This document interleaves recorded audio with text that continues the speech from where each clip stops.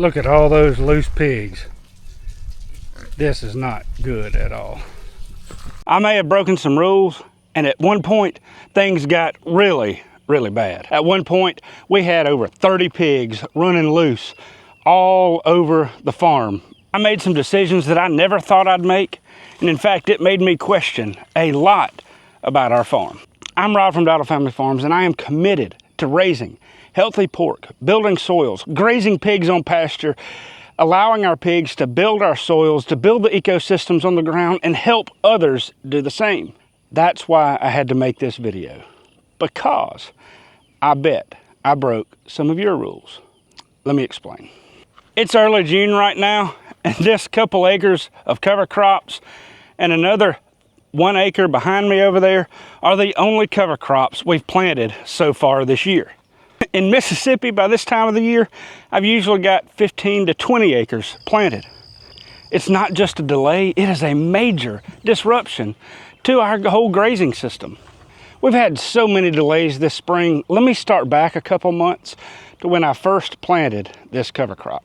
Usually it's mid-April to early May before we start planting, and I usually plant one field at a time as either our cows or our pigs are moving through them. I move them off and then I plant immediately. We had a great stand of oats in here that our cows grazed. When I moved the cows into the next paddock, I disked it once, then I broadcast our seed and drug it with a drag harrow. It rained while I was wrapping up planting, and you can see that where it was muddy and wet, we didn't get a lot of really good germination. We had 6 inches of rain and water was standing in the fields. As I was grazing this paddock next to me over here with the cows, we had some Balanza clover and cereal rye that had long gone to seed.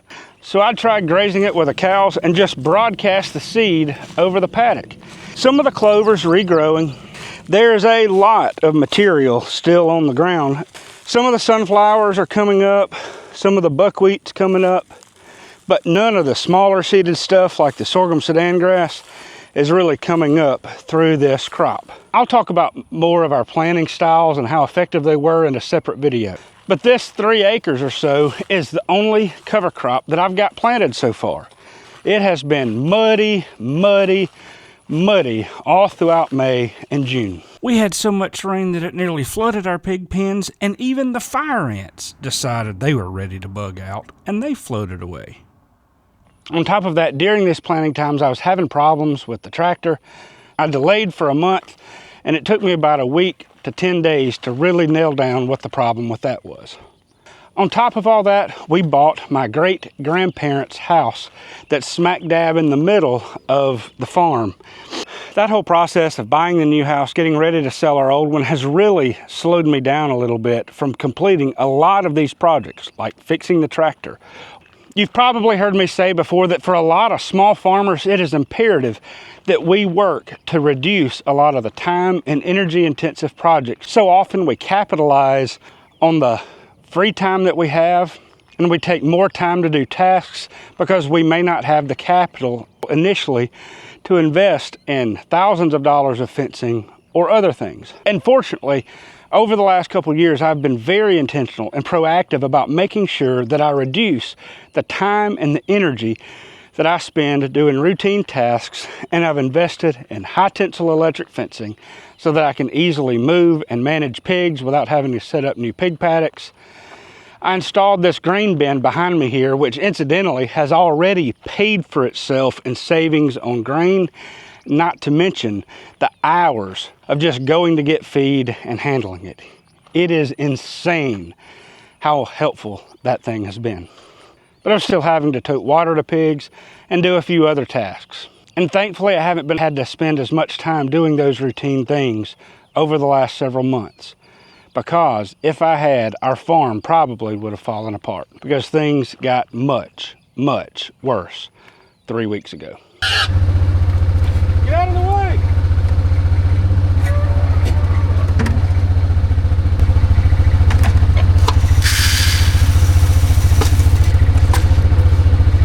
Now you may know that I've been stepping up our breeding pig operation to help supply piglets for other pastured pork producers that are excellent grazers.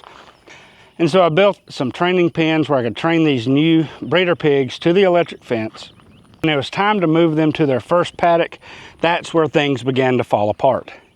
I put them in the pasture and everything worked well for a couple days. Then I went to go move them and for some reason turned the fence off and forgot to turn it on. And that's where I messed up. Our pigs that have been in our system for several weeks on the pasture, they don't test the fence nearly as much. But when you get new pigs, they need that wire to be hot for a long period of time. They need to know that it's going to be on and that it's going to shock them. Unfortunately, I pulled a boneheaded move and forgot to turn the fence back on. When the pigs were out, I got them back to go into their paddock and turn the fence on and thought that would be okay. That's happened before and it never was a big problem. Unfortunately, the fence was down. We had less than 1,000 volts on some parts of the pasture. I spent several days trying to figure out where the fence was shorting out. There were a few minor problems with the electric fence, but nothing that would kill the voltage like that. As it turned out, we had so much rain, so much water, and so many cover crops growing on our fences, and it was so wet that the fence was just shorting out. Usually when we have this problem, I'll just mow under the fence with our commercial zero-turn lawnmower. It was way too muddy. In fact, trying to mow some of those areas of the farm that were drier, I still got stuck 6 times in less than an hour. I could have tried weed eating all these miles of fences. But just in this 10 acres alone, I've got over 3 miles of electric fencing. I didn't have a couple days to do that amount of weed eating. And even if I did, I'd have been weed eating mud and water that was up to my ankles. With pigs loose, running around the farm, no voltage on the fence, I resorted to the only option I had. I sprayed a narrow 6 to 12 inch wide gap of herbicide under our electric fences. I was able to do it in a couple hours, and within 3 to 4 days, the fence voltage had come up 3,000 volts, and in a week and a half, it had come up 5,000 volts. 3 days later, I got the pigs in their paddock. Voltage was up high enough and it kept them in. Now my dad will use herbicide a lot of times on the perimeter fencing or the pasture paddocks, but on our pig paddocks, I've never used them before now, primarily because it's just about as quick to mow. And one of the problems with herbicides, particularly glyphosate, it does have an impact on soil health. I don't understand all the chemistry and biology, and I'll save that for the other people to argue about. But quite frankly, our pigs typically are not eating anything directly under the fence. The overall impact on what our pigs are grazing really is not that significant. And this is the real heart of the problem. This is where a lot of consumers, a lot of practitioners get a little bit of information that's right or wrong without understanding the full scope of the story. First and foremost, had I not gotten that fence working in 2 or 3, 4 days, I would have done whatever I needed to take care of the problem. Now, let's go back to the people's expectations. When people think of regenerative agriculture, they come with their own preloaded set of expectations, either from organic agricultural systems or from the way that Greg Judy or Joel Salatin or someone else raises cattle, sheep, pigs, or any other livestock. And let me just be clear for a moment. I know of very few people who are raising pigs on pasture, grazing them with cover crops, reducing their feed costs at scale. I'm pushing the envelope of pastured pig production and trying some things that people say cannot be done.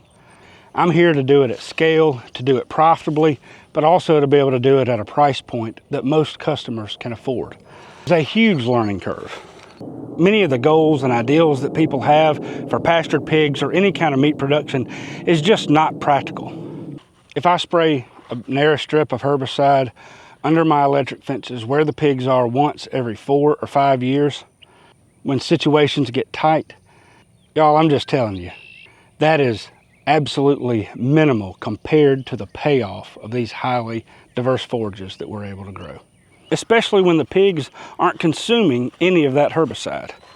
But when you start getting into regenerative farming with row crops, one of the secrets about that is there may be a lot of no-till planting. There may be a lot of not using a disc, but oftentimes there are loads of herbicides used in regenerative agriculture. Oftentimes consumers don't see the full picture of agriculture. And all that to say, I had a decision to make. Do I use herbicides judiciously that's not going to impact the pork?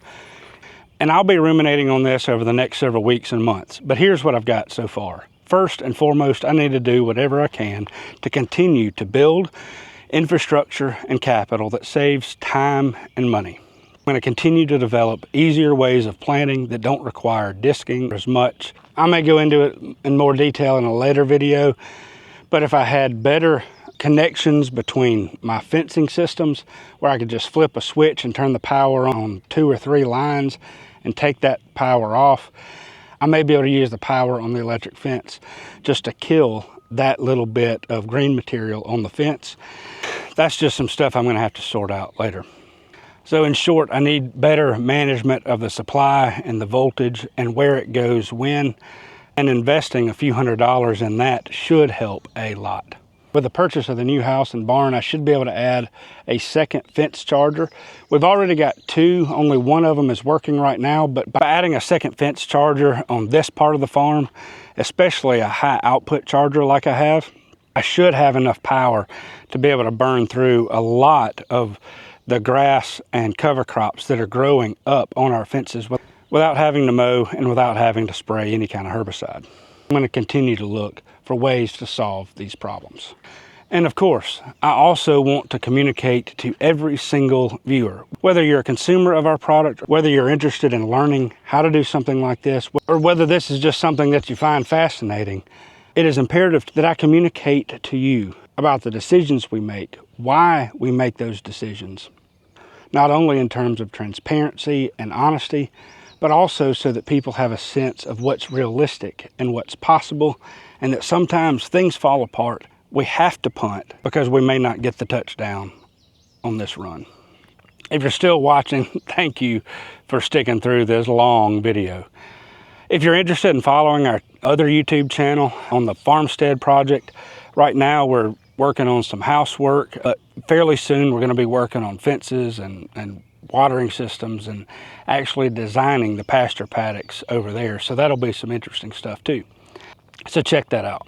And let me also say that if you want to support our channel, one of the best ways you can do that without any cost to you is share our videos with people that you think may find them interesting or that'll get some value out of it. You can also purchase some of our pork from DowdleFamilyFarms.com and we'll ship it right to your door. Finally, if you purchase online, whether it's from Walmart.com or Lowe's or even Amazon, you can check out links in the video description of products. Those are affiliate links, and if you purchase through them, you'll be supporting our farm and it'll help fund the creation of these videos. Anyway, y'all, thanks for watching. Take care and have a great day. Look at all these loose pigs, 3 boars, I don't know how many. I don't know where the 4th one is. This is an absolute disaster.